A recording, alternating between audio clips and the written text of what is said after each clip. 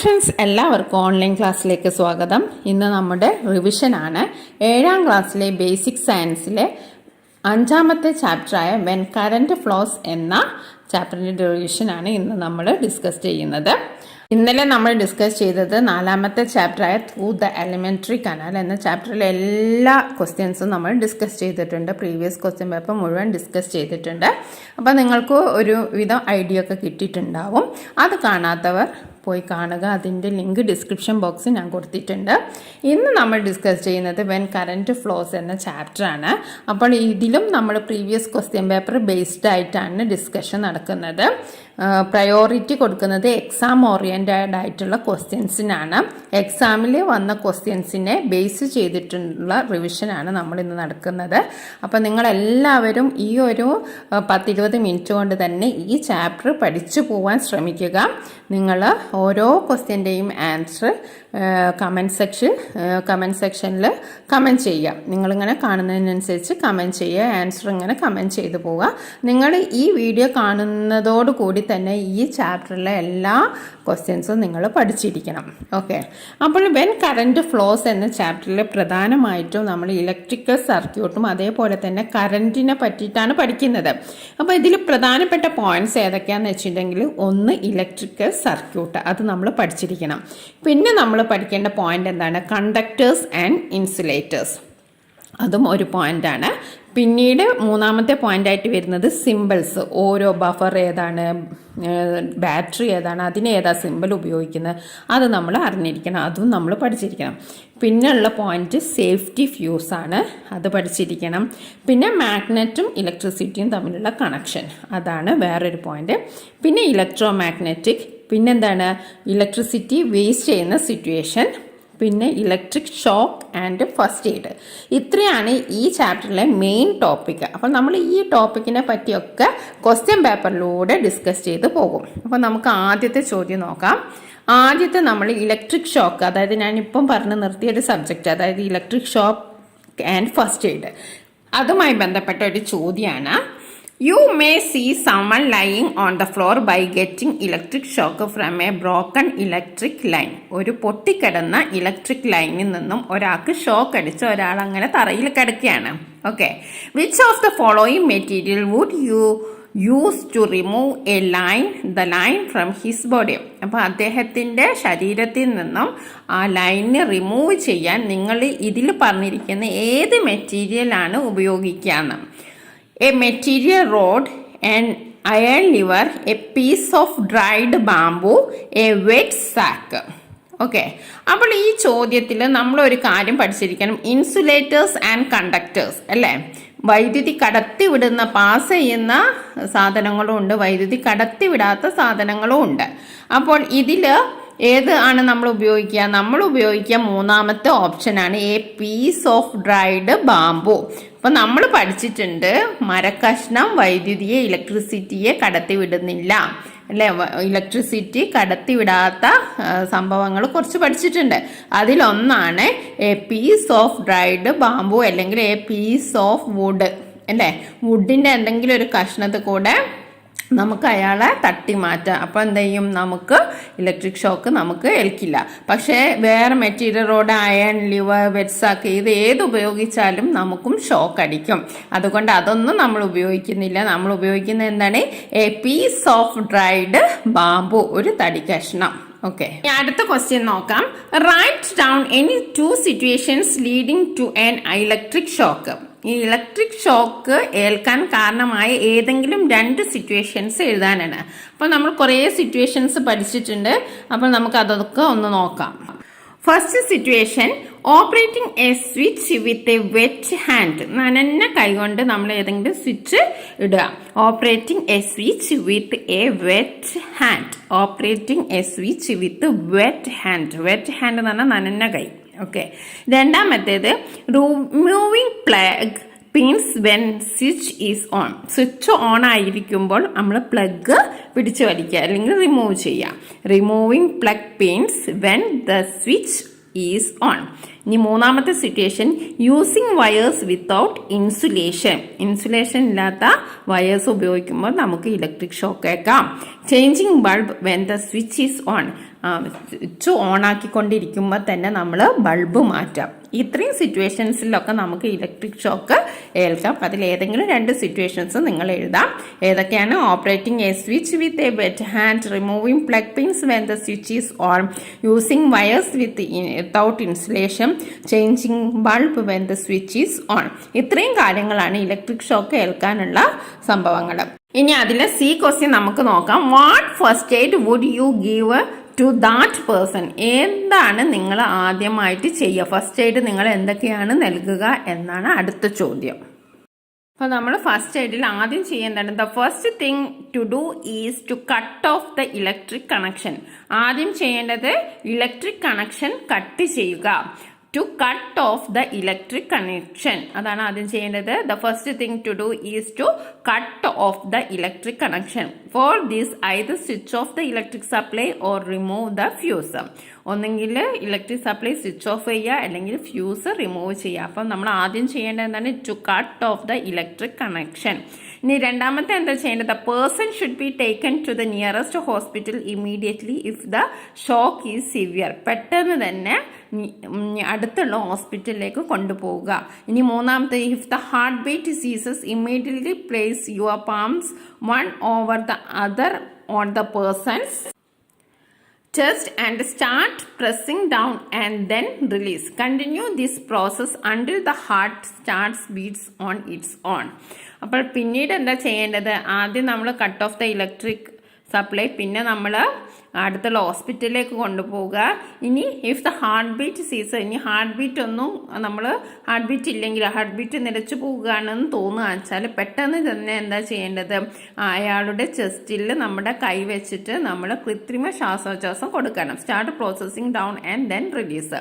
അപ്പോൾ അയാൾക്ക് ശ്വാസം കിട്ടുന്നവരെ നമ്മൾ അത് ചെയ്തുകൊണ്ടിരിക്കുക. ഇത്രയും കാര്യങ്ങളാണ് നമ്മൾ ഫസ്റ്റ് എയ്ഡ് ആയിട്ട് ചെയ്യേണ്ടത്. അപ്പം നമ്മളൊരു ക്വസ്റ്റ്യന് നമ്മൾ കവർ ചെയ്തു, അതേപോലെ തന്നെ ആ ടോപ്പിക്കും നമ്മൾ കവർ ചെയ്തു. എങ്ങനെയാണ് ഇലക്ട്രിക് ഷോക്ക് വരിക, പിന്നെ വന്നിട്ടുണ്ടെങ്കിൽ നമ്മൾ എന്തൊക്കെയാണ് ചെയ്യേണ്ടതെന്ന് നമ്മൾ പഠിച്ചു കഴിഞ്ഞു.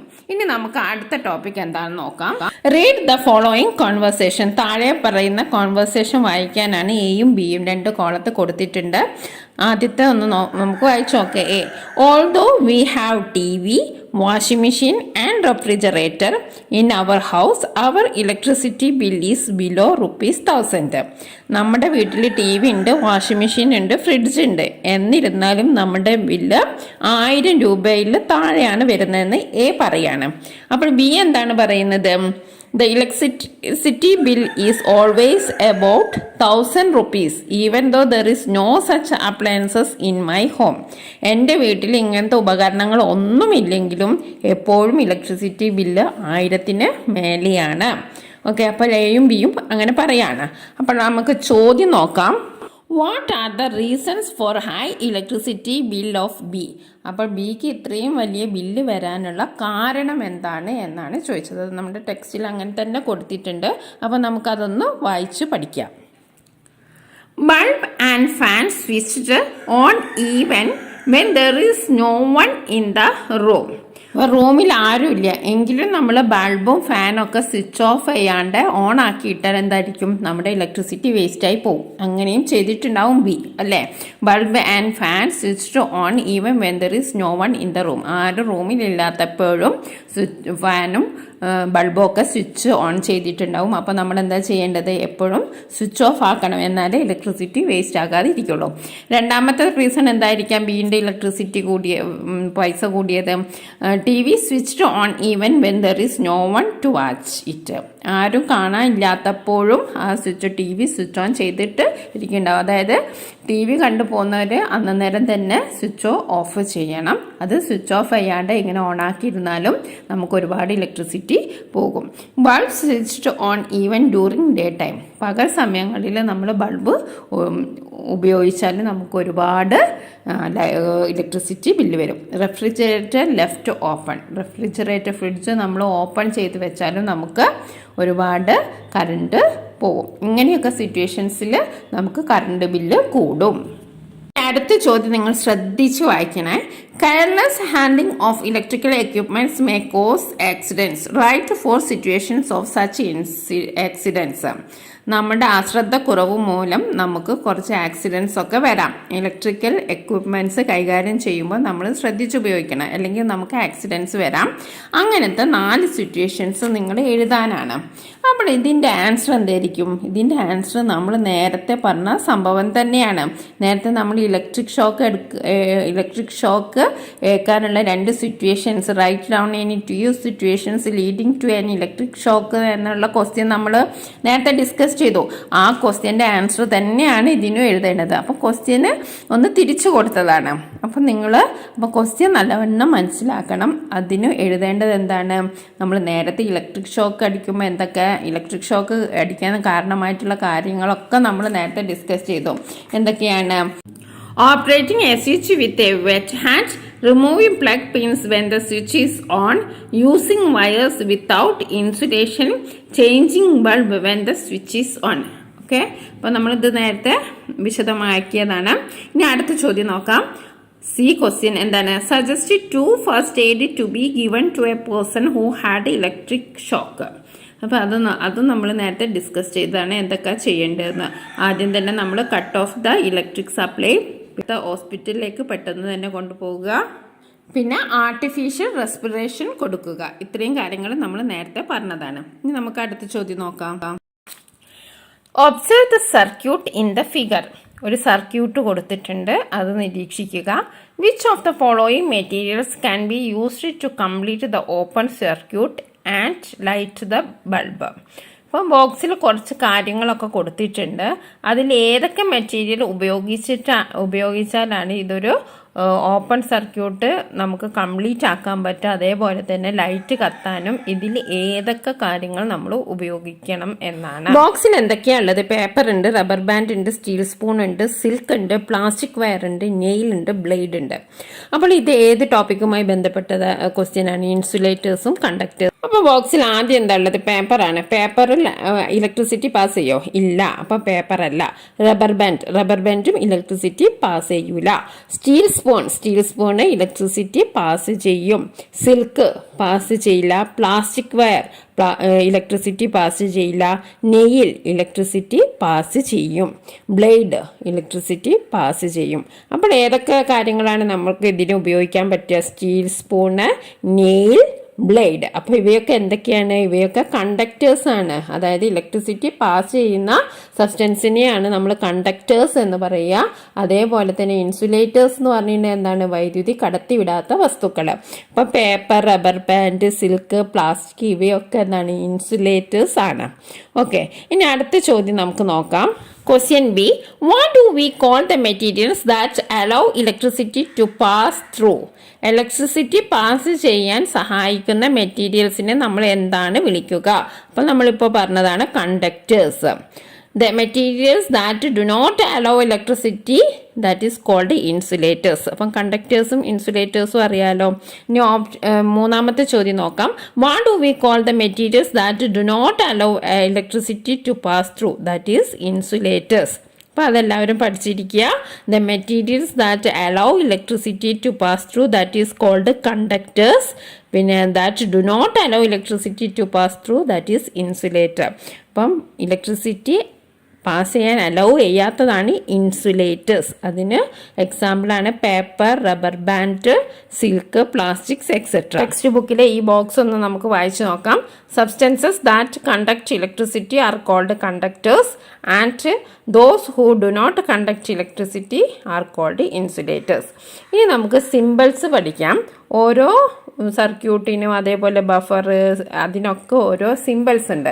അപ്പം നമുക്ക് അത് ഏതാണെന്ന് നോക്കാം. അതെല്ലാം ഒന്ന് അറിഞ്ഞിരിക്കുന്നത് നല്ലതല്ല. ഇലക്ട്രിക് സെല്ലിൻ്റെ സൈൻ കണ്ടല്ലോ, സിമ്പിൾ കണ്ടല്ലോ. ഇലക്ട്രിക് സെല്ലിൻ്റെ സിമ്പിൾ ഓർത്ത് വെക്കുന്നത് നല്ലതാണ്. അതേപോലെ ബൾബും നമുക്കറിയാം. ഗ്ലോയിങ് ബൾബ് നോക്കി വെക്കുക. പിന്നെ സ്വിച്ച് ഓൺ ദ പൊസിഷനാണ് ഇങ്ങനെ.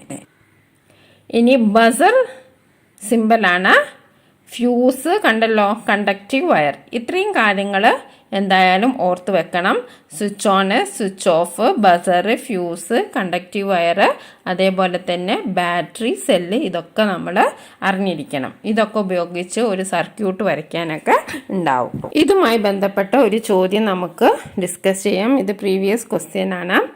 The symbol of an electrical instrument which is used in making an electric circuit is given below.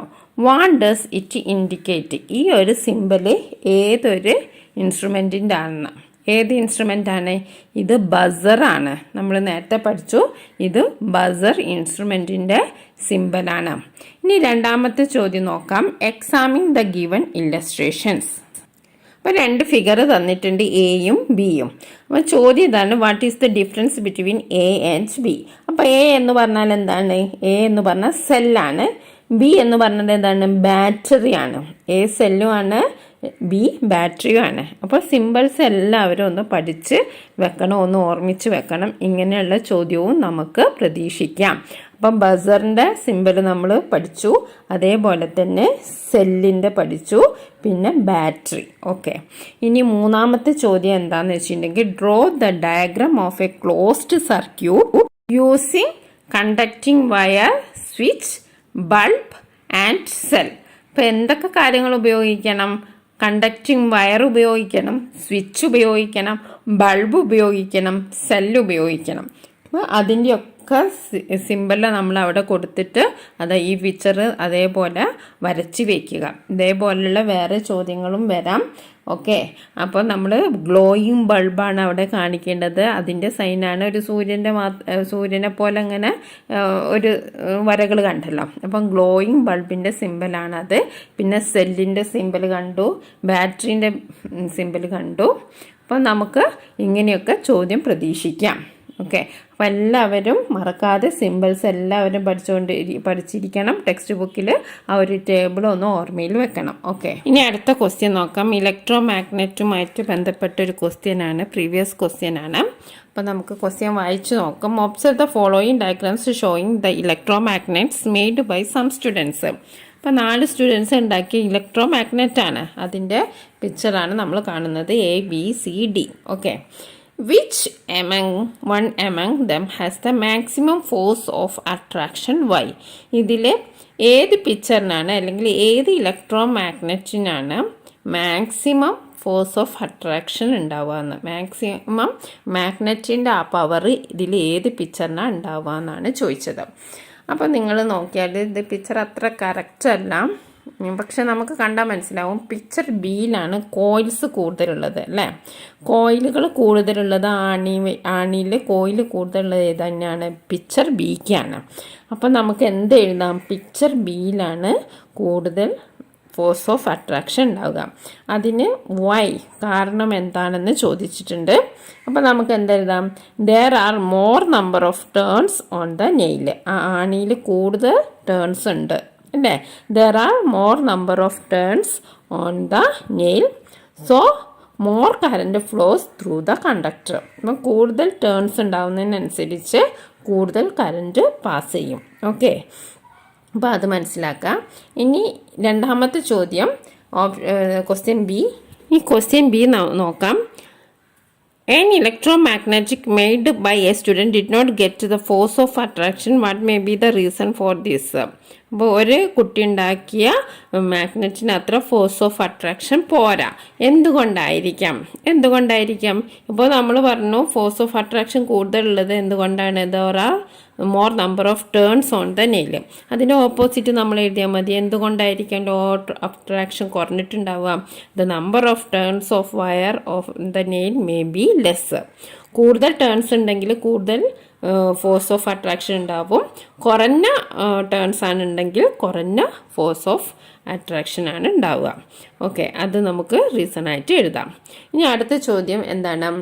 Things to be considered while selecting a fuse wire are given below. Identify the wrong statement. അപ്പം നമ്മൾ fuse വയറിനെ കുറിച്ചൊക്കെ പഠിച്ചിട്ടുണ്ട്. അപ്പം fuse wire തിരഞ്ഞെടുക്കുമ്പോൾ ശ്രദ്ധിക്കേണ്ട കാര്യങ്ങളാണ് 4 എണ്ണം താഴെ കൊടുത്തിട്ടുണ്ട്, 3 എണ്ണം കൊടുത്തിട്ടുണ്ട്. അതിലൊന്ന് തെറ്റാണ്. ആ റോങ് സ്റ്റേറ്റ്മെൻറ്റ് നമ്മളോട് എഴുതാനാണ് പറഞ്ഞിരിക്കുന്നത്. ഫസ്റ്റ് ഓപ്ഷൻ എന്താണ്? Should be A conductor. Should be A conductor, അത് ശരിയല്ലേ?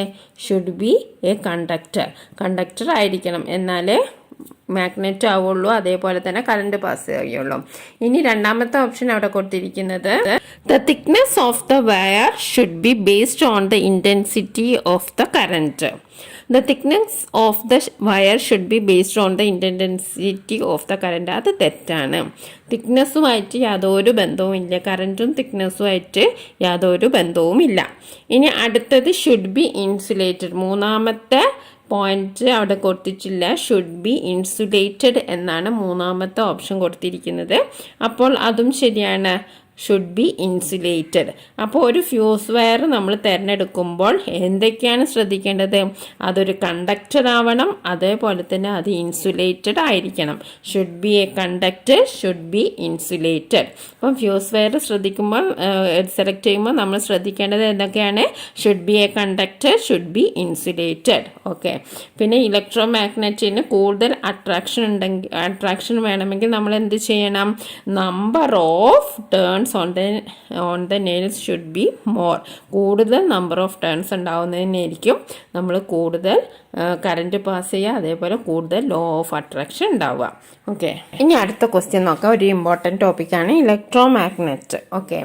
Explain the method of making an electro magnet using insulated copper wire, iron nail and battery.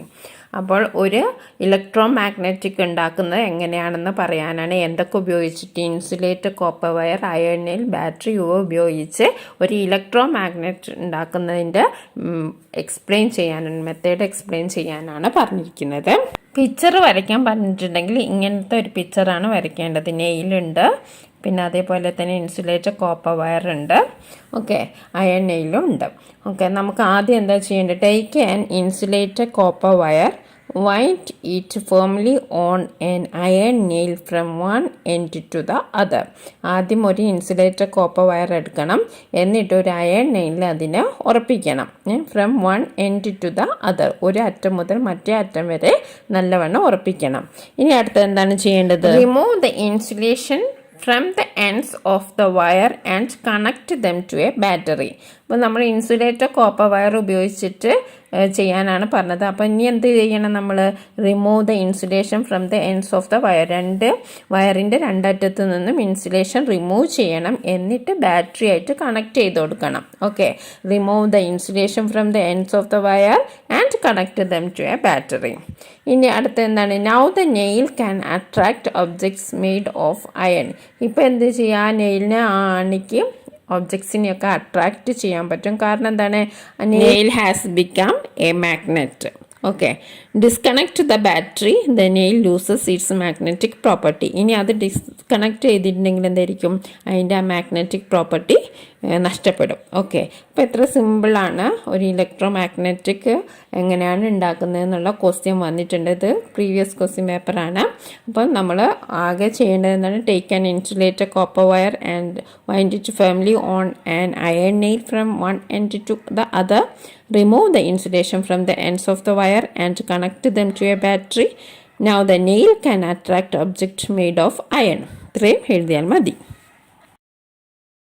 അടുത്ത ക്വസ്റ്റ്യൻ നോക്കാം. B question. State the way of increasing the power of an electro magnetic. ഒരു electro മാഗ്നറ്റിൻ്റെ power increase ചെയ്യാൻ എന്തെല്ലാമാണ് ചെയ്യേണ്ടത് എന്നാണ്. Okay. അപ്പോൾ എന്താ ചെയ്യേണ്ടത്? Increase the number of turns of the coil. എന്താ ചെയ്യേണ്ടത്? Increase the number of turns of the coil. അപ്പോൾ നേരത്തെ ഒരു ക്വസ്റ്റ്യൻ നമ്മൾ ചെയ്തല്ലോ, അതിലെന്തായിരുന്നു? ടേൺസ് കൂടുതലായിരുന്നു. അതുകൊണ്ടാണ് നമ്മൾ ലോ ഓഫ് അട്രാക്ഷൻ കൂടുതലാണെന്ന് പറഞ്ഞത്. അപ്പം നമ്മൾ അട്രാക്റ്റീവ് പവർ കൂടുതലാക്കാൻ എന്തൊക്കെയാണ് ചെയ്യേണ്ടത്? Increase the number of turns of the coil, increase the number of cells, oil over the bundle of nails. ഇത്രയും കാര്യങ്ങൾ ചെയ്താൽ നമുക്ക് അട്രാക്റ്റിംഗ് പവർ കൂട്ടാം. അപ്പോൾ ഇതും ഓർമ്മിച്ച് വെക്കുക. Increase the number of turns of the coil, increase the number of cells. ഇത്രയും 2 പോയിന്റെങ്കിലും മിനിമം നിങ്ങൾ പഠിച്ചിരിക്കണം. ഇനി അടുത്ത ക്വസ്റ്റ്യൻ നോക്കാം. Name and equipment in which electro magnet is used. അപ്പോൾ നമുക്ക് എന്ത് എഴുതാം? ഇലക്ട്രിക് ഫാൻ എഴുതാം, ഇലക്ട്രിക് ബെൽ എഴുതാം, ഇലക്ട്രിക് മോട്ടോർ എഴുതാം. ഇലക്ട്രോ മാഗ്നറ്റ് ഉപയോഗിച്ച് പ്രവർത്തിക്കുന്ന ഇൻസ്ട്രുമെന്റ്സ് ഏതൊക്കെയാണെന്ന് ചോദിച്ചാൽ electric fan, electric bell, electric motor, electric train ഏതെങ്കിലും രണ്ടെണ്ണം എഴുതിയാൽ മതി. കറന്റ് ഫ്ലോസ് എന്ന ചാപ്റ്ററുമായി ബന്ധപ്പെട്ട ഏകദേശം 90% ക്വസ്റ്റ്യൻസും നമ്മൾ കവർ ചെയ്തിട്ടുണ്ട്. എല്ലാവരും നോട്ട്ബുക്കിലേക്ക് എഴുതിയിട്ട് ഇത് മാത്രം തന്നെ പഠിച്ചാൽ നിങ്ങൾക്ക് നല്ല മാർക്ക് തന്നെ സ്കോർ ചെയ്യാം. അപ്പം നമ്മൾ 2 ചാപ്റ്ററാണ് ഇപ്പോൾ റിവിഷൻ കഴിഞ്ഞത്. 5ാമത്തെ ചാപ്റ്ററും 6ാമത്തെ ചാപ്റ്ററും 4ാമത്തെ ചാപ്റ്ററും 5ാമത്തെ ചാപ്റ്ററും. അപ്പോൾ 2 ചാപ്റ്ററിൻ്റെയും നിങ്ങൾ വിശദമായിട്ട് കാണുക. 4ാമത്തെ ചാപ്റ്ററിൻ്റെ ലിങ്ക് ഞാൻ ഡിസ്ക്രിപ്ഷൻ ബോക്സിൽ കൊടുക്കുന്നുണ്ട്. ഇനിയും നമുക്ക് കൂടുതൽ റിവിഷൻ വീഡിയോസുമായിട്ട് കാണാം. Thank you for watching this video. നിങ്ങൾക്ക് ഈ വീഡിയോ ഇഷ്ടപ്പെട്ടാൽ ലൈക്ക് ചെയ്യാനും അതേപോലെ തന്നെ നിങ്ങളുടെ കമൻസ് നിങ്ങൾ രേഖപ്പെടുത്താനും മറന്നു പോകരുത്. Okay, all the best.